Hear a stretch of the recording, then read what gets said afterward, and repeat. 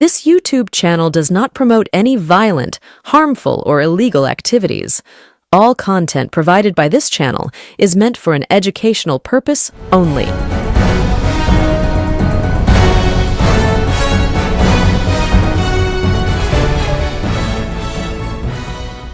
আমরা এতক্ষণ যেটা খেলাম সেটা বিফ খেলাম।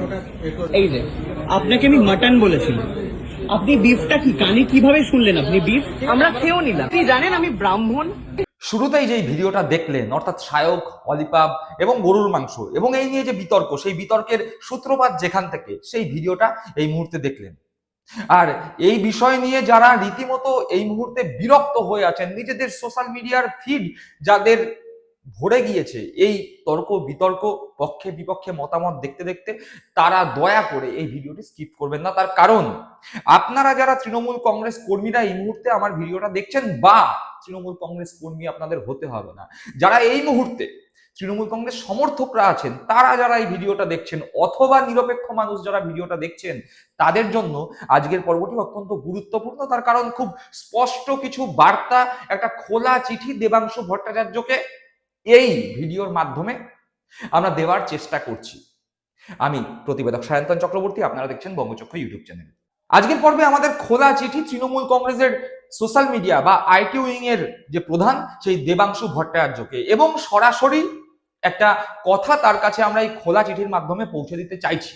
সেই কথাটি, এবার বাংলার মানুষ বাঁচিয়ে দিল, বারবার কি বাঁচাবে? সত্যি কথা, এবার বাংলার মানুষ বাঁচিয়ে দিল, কিন্তু বারবার কি বাঁচাবে দেবাংশু ভট্টাচার্য? কাকে? প্রশ্ন হচ্ছে এখানে, এবং এই নিয়েই আজকে আমাদের পর্ব। ইতিমধ্যে আপনারা দেখলেন প্রথমে যে ভিডিওটা, যেখানে দেখা যাচ্ছে সায়ক চক্রবর্তী নামের এক অভিনেতা, যিনি নিজেকে অভিনেতা বলে দাবি করেন, কিন্তু সে অর্থে তার অভিনীত সিনেমা বা সিরিয়াল আমাদের চোখে এখনো পর্যন্ত পড়েনি, হতে পারে আমরা দেখিনি, কিন্তু তিনি নিজের ফেসবুকে বা নিজের সমাজ মাধ্যমে নিজেকে অভিনেতা হিসাবে পরিচয় দেন, এবং মোটামুটি ভাবে সায়ক চক্রবর্তী ডেইলি ব্লগার এই নামেই বেশি পরিচিত। তিনি বিভিন্ন বিষয়ে প্রতিদিনের ব্লগ ভিডিও করে নিজে সোশ্যাল মিডিয়ায়, ফেসবুকে, ইনস্টাগ্রামে আপলোড করেন। এবার এই ব্লগার নিজের বেশ কয়েকজন বন্ধুকে নিয়ে পার্ক স্ট্রিটের একটি বিখ্যাত রেস্টুরেন্ট কাম বার, সেখানে গিয়েছিলেন খেতে। সায়ক চক্রবর্তীর দাবি হচ্ছে তিনি নাকি খাসির মাংসের কোনো একটা আইটেম অর্ডার করেছিলেন, কিন্তু তাকে গরুর মাংসের কিছু একটা দেয়া হয় এবং তিনি সেটি খেয়ে ফেলেন।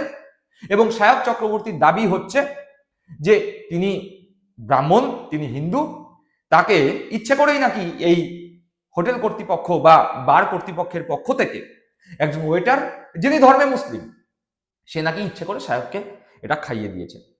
স্বাভাবিকভাবে বোঝা যাচ্ছে যে এই ধরনের কন্টেন্ট যদি ফেসবুকে বেশি আসে, যদি ইনস্টাগ্রামে বেশি আসে, যার মাধ্যমে আসছে তার ভুরি ভুরি ভিউ হবে, প্রচুর পরিমাণ শেয়ার হবে, লাভ দিয়ে বাড়বে ডলার।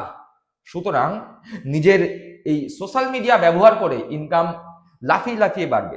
তার উপর কিছুদিন আগে বিজেপির নেতা কৌস্তব বাগচির একটা কথা মনে পড়ছে। কৌস্তব বাগচি বলেছিলেন যে সমস্ত হিন্দুদের বলছি, কোন মুসলিমের দোকান থেকে বিরিয়ানি খাবেন না, এমনকি মুসলিমদের সঙ্গে ব্যবসায়িক সম্পর্ক ত্যাগ করবার নিদান দিয়েছিলেন কৌস্তব বাগচি। ভুলে যাননি নিশ্চয়ই, আমরা আমাদের এই বঙ্গচক্ষুর একটি পর্বেও সেই ঘটনা দেখিয়েছিলাম। আর মোটামুটি ভাবে আমরা জানি যে বিজেপির আইটি সেল কোটি কোটি টাকা এই বাংলায় 2026 বিধানসভা নির্বাচনের আগে খরচা করছে, বাংলার বিভিন্ন সোশ্যাল মিডিয়ার ইনফ্লুয়েন্সারদের দিয়ে এই বাংলার সম্প্রীতি যাতে নষ্ট করা যায় সেই চেষ্টা করছেন, যাতে ধর্মীয় মেরুকরণের রাজনীতি এখানে করা যায়। স্বাভাবিকভাবেই এই সায়ক চক্রবর্তীর ভিডিও যে অত্যন্ত সংবেদনশীল এবং ধর্মীয় মেরুকরণের পক্ষে এই ভিডিও, তা বুঝতে অসুবিধা হয় না। যদিও সায়ক চক্রবর্তীকে বিজেপি টাকা দিয়েছে বা বিজেপির সোশ্যাল মিডিয়া টাকা দিয়েছে, এ ধরনের কোনো প্রমাণ আমাদের কাছে নেই। আমরা দাবিও করছি না যে সায়ক চক্রবর্তীকে বিজেপির সোশ্যাল মিডিয়া যে নেতা হোতারা আছেন তারা টাকা দিয়েছেন, এরকম দাবি আমরা করছি না। কিন্তু এই মুহূর্তে বাংলার যা পরিস্থিতি, কানাঘুষো যা খবর, বিজেপির পক্ষ থেকে বাংলার বিভিন্ন সোশ্যাল মিডিয়ার যে সমস্ত ইনফ্লুয়েন্সার আছে তাদের পিছনে প্রচুর টাকা খরচা করা হচ্ছে, যাতে বাংলার সাম্প্রদায়িক সম্প্রীতিকে নষ্ট করা যায়, ভোটের আগে ধর্মীয় মেরুকরণ করা যায়, যাতে বিজেপির ভোটে দিতে সুবিধা হয়। কিন্তু এই পরিস্থিতিতে দাঁড়িয়ে ধর্মীয় মেরুকরণের রাজনীতির যখন খুব সহজে এই ভিডিওটা নিয়ে হয়ে যেতে পারত, সাম্প্রদায়িক সম্প্রীতি নষ্ট হতে পারত, বাংলায় একটি অশান্তিকর পরিবেশ তৈরি হতে পারত, দুটি ধর্মীয় সম্প্রদায়ের মধ্যে হানাহানি হতে পারত। সেই জায়গায় দাঁড়িয়ে বাংলার শুভ বুদ্ধি সম্পন্ন মানুষজন নিজেদের সোশ্যাল মিডিয়া ব্যবহার করে এই সায়ক চক্রবর্তী নামক অপদার্থটিকে মোক্ষম জবাব দিয়েছেন, তার সঙ্গে রুখে দিয়েছেন একটি বিরাট বড় অপ্রীতিকর অবস্থা তৈরি হওয়ার সম্ভাবনা। প্রথমেই প্রমাণ সহ আপনাদের দেখাচ্ছি, আপনারা একবার স্ক্রিনের দিকে নজর রাখবেন। অদিতি রায় বিশিষ্ট সংবাদ সঞ্চালিকা ছিলেন, তিনি বলছেন যদি সত্যি ভুল অর্ডার টেবিলে দেওয়া হয় সেটা অন্যায়, কিন্তু সেটা প্রমাণ সাপেক্ষ। এটা অন্য কোনো উদ্দেশ্যে বানানো স্ক্রিপ্ট যে নয় সে প্রমাণ দিতে পারবে ওই লাখখোর ইনফ্লুয়েন্সার বা ব্যর্থ অভিনেতাটা। ওইটার মানুষটা গরিব, তাকে গ্রেপ্তার করিয়ে তার পেটে লাথি মেরে তার পরিবারকে অনিশ্চয়তার মধ্যে ফেলে যা এবার সোনার দোকানে গিয়ে গয়না কিনে ব্লগ বানা অশিক্ষিত কোথাকার। অর্থাৎ এই অদিতি রায় সায়ক চক্রবর্তীকে রীতিমতো সমালোচনা করে বলেছেন যে অপদার্থ, ব্যর্থ অভিনেতা, একটা গরিব মানুষের চাকরি খেয়ে বড় বড় আস্ফালন, যা সোনার দোকানে গিয়ে ব্লগ বানা। আর এই পুরো ঘটনা যে একটা স্ক্রিপ্ট, এই পুরো ঘটনা যে একটা কন্টেন্ট, সেটা এই অদিতি রায়দের মতো যারা শুভবুদ্ধি সম্পন্ন মানুষজন আছেন তারা ধরতে পেরেছেন। এরকম আরো আছে। বিখ্যাত অভিনেত্রী মানসী সিনহা লিখছেন, আমায় কেউ না বলে গরুর মাংস খাওয়ালে আমি বুঝতেই পারবো না, জীবনে খাইনি কিনা তাই স্বাদ জানি না, কিন্তু যদি জানা থাকতো এক গরাস মুখে দিলেই বুঝতে পারতুম না। না, স্ক্রিপ্ট একটু কাঁচা হয়ে গেছে, নো ডাউট। এবং একই সঙ্গে এই আপত্তি, রাগ ইত্যাদির সঙ্গে ধর্মটাকে এমন হালকাভাবে মিশিয়ে দেওয়ার চেষ্টাটা বেশ বিরক্তিকর, একেবারে সহ্য হলো না। অর্থাৎ বিখ্যাত অভিনেত্রী তারাও এই ঘটনার সমালোচনা করছেন। এখানেই শেষ নয়, আরো আছে, দেখুন। সুরজিৎ কুমার মন্ডল বলে একজন লিখছেন সায়ক চক্রবর্তীর একটি ছবি দিয়ে, কি চিনতে পারলেন তো? যে কিনা কয়দিন পর পর ভাইরাল হওয়ার জন্য নতুন নতুন নাটক করে, সংসার ভাঙা শুরু করে রেস্টুরেন্টে বদনাম করা, সব দক্ষতাই এর মধ্যে আছে। কাল বলল ও নাকি বামুনের ছেলে, বিফ খায় না, ওকে নাকি ইচ্ছে করে দেওয়া হয়েছে। যতদূর জানি ব্যবসার জায়গার সম্মান কোনো কর্মচারী নষ্ট করবে না, কারণ ওই দিয়েই তাদের সংসার চলে। ও নাকি বামুনের ছেলে, তাইলে এই মুসলিমদের মেলায় টুপি পরে করছে কি? অর্থাৎ সায়ক চক্রবর্তীর একটা ছবি দেখা যাচ্ছে যেখানে সায়ক চক্রবর্তী মাথায় ফেস টুপি পরে আছে, আর সায়ক চক্রবর্তী ভিডিওতে দাবি করেছিলেন তিনি নাকি বামুনের ছেলে। তা বামুনের ছেলে যদি তিনি হন তাহলে মাথায় ফেস টুপি পরে কি করছেন? প্রশ্ন উঠছে, সোশ্যাল মিডিয়ায় প্রশ্ন উঠছে। যে সোশ্যাল মিডিয়া ব্যবহার করে সায়ক চক্রবর্তী ভাইরাল হওয়ার চেষ্টা করেন, সেই সোশ্যাল মিডিয়াতেই প্রশ্ন করছে।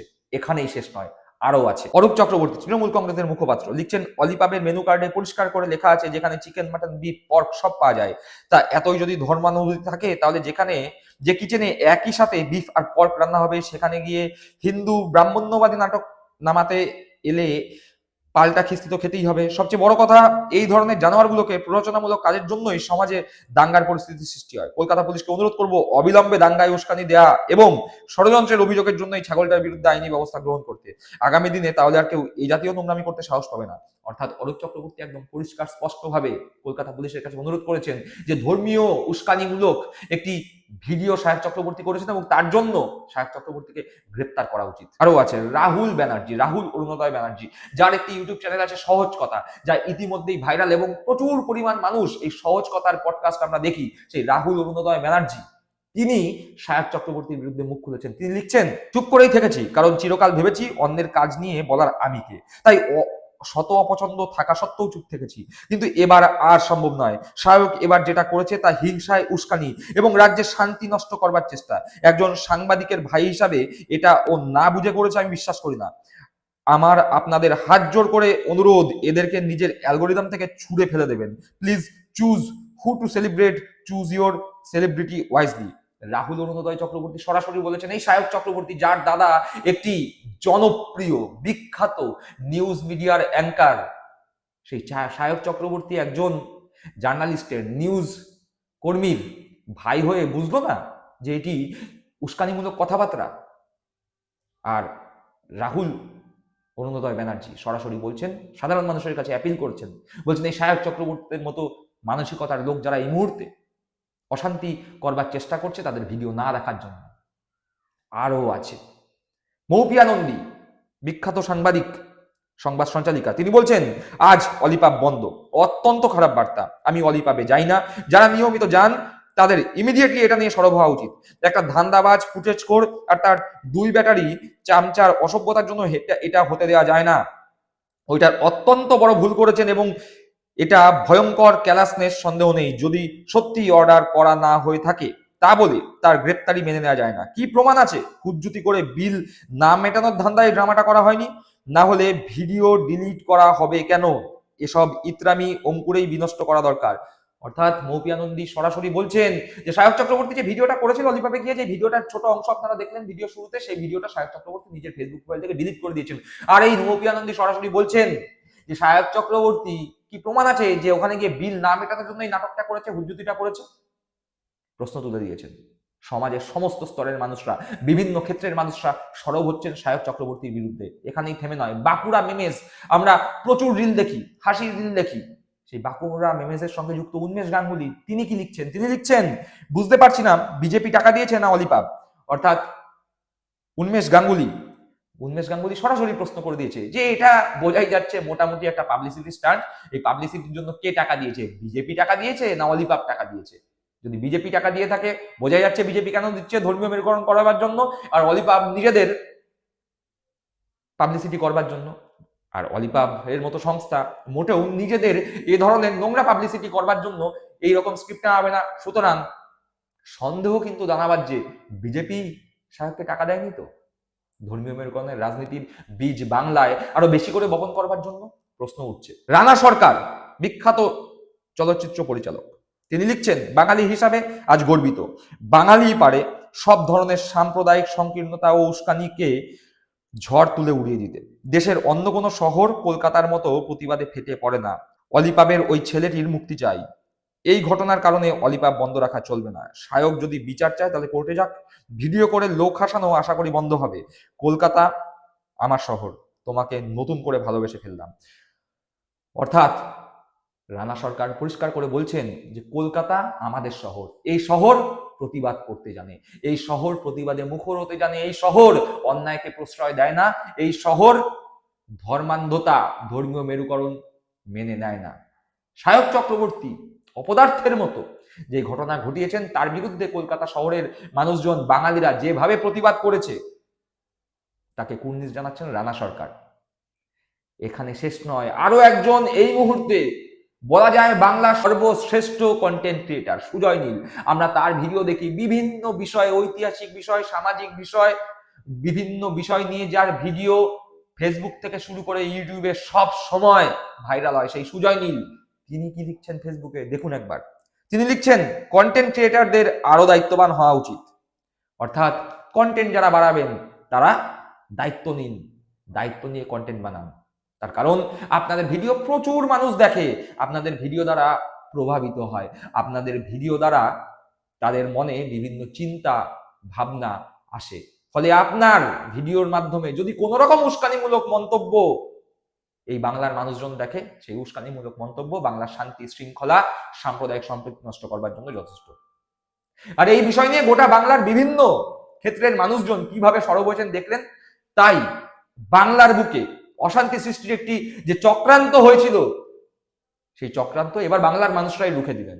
এবার প্রশ্ন আসছে দেবাংশু ভট্টাচার্যের কাছে, তৃণমূল কংগ্রেসের আইটি সেলের প্রধান। দেবাংশু, তুমি তোমার কাজে সফল। কিছুদিন আগেই তোমার একটি গান বা স্লোগানের ছড়া রিলিজ হয়েছে, সেটিও সফল। তুমি অত্যন্ত মন দিয়ে তুমি যেই দলের সঙ্গে যুক্ত সেই দলের কাজ করছো, কিন্তু তোমার সঙ্গে যেই টিম রয়েছে তাদেরকে আরো বেশি করে এই ধরনের ঘটনা ঘটলে তার বিরুদ্ধে সরব হতে হবে। তার বিরুদ্ধে নিজেদের সোশ্যাল মিডিয়ায় সরব হয়ে বাংলার মানুষকে বুঝিয়ে দিতে হবে যে এগুলো বিজেপি দ্বারা বপন করা এক একজন স্লিপার সেলের এজেন্ট। এরা বাংলার বুকে সাম্প্রদায়িক সম্প্রীতি আগামী 2026 বিধানসভা নির্বাচনের আগে নষ্ট করবার জন্য এই বাংলার বুকে চলে এসছে। কিন্তু এবার বাংলার মানুষজনই সেই কাজটা করে দিল।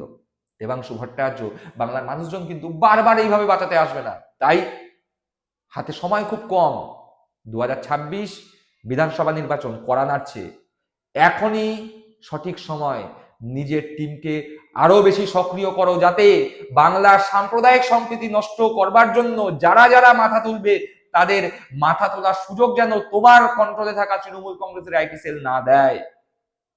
সাম্প্রদায়িক সম্প্রীতির যদি একবারেই বাংলায় নষ্ট হয়, তাহলে এই বাংলার মান, সম্মান, সংস্কৃতি, সভ্যতা সব নষ্ট হয়ে যাবে। যেহেতু তোমরা শাসক দলের আইটি সেল, তাই তোমাদের কাছ থেকে আমাদের মতো বাংলার বাসিন্দাদের আশা প্রত্যাশা অনেক বেশি। বাংলার মানুষজন এই যুদ্ধটা জিতেছে। আমরা আশা করছি আগামী যুদ্ধেও বাংলার মানুষজন জিতবে এবং সেই যুদ্ধে তোমাদের আরো বেশি করে অবদান থাকবে। দর্শক বন্ধুরা, আপনারা কি মনে করছেন এই বিষয়ে? আপনাদের মূল্যবান মতামত কমেন্ট বক্সে অবশ্যই কমেন্ট করে জানাবেন। সকলে ভালো থাকবেন, সুস্থ থাকবেন। জয় হিন্দ, বন্দে মাতরম।